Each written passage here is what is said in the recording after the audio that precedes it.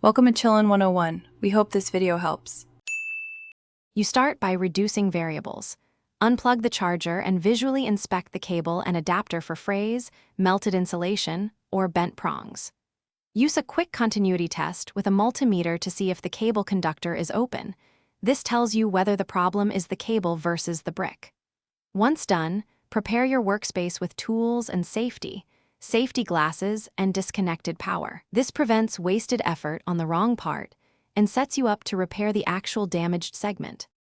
You now open the adapter or cut into the cable at the damaged section. Be gentle to avoid breaking clips. Inspect PCB traces and solder joints. Cold solder looks dull and may cause intermittent charging, so reflow with fresh solder to restore conductivity. If the cable is damaged, cut out the compromised section and strip conductors evenly. This ensures solid contact.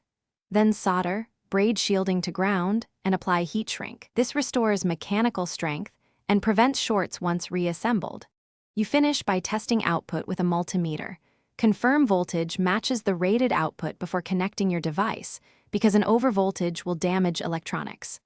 Once the output is correct, reassemble the housing and secure strain relief so the repair won't fail under flexing. If charging still fails, make sure to swap components to isolate whether the cable, brick, or device port is faulty. If problems persist, replace the charger. Continual faults can indicate hidden PCB damage that is unsafe. Thanks for watching.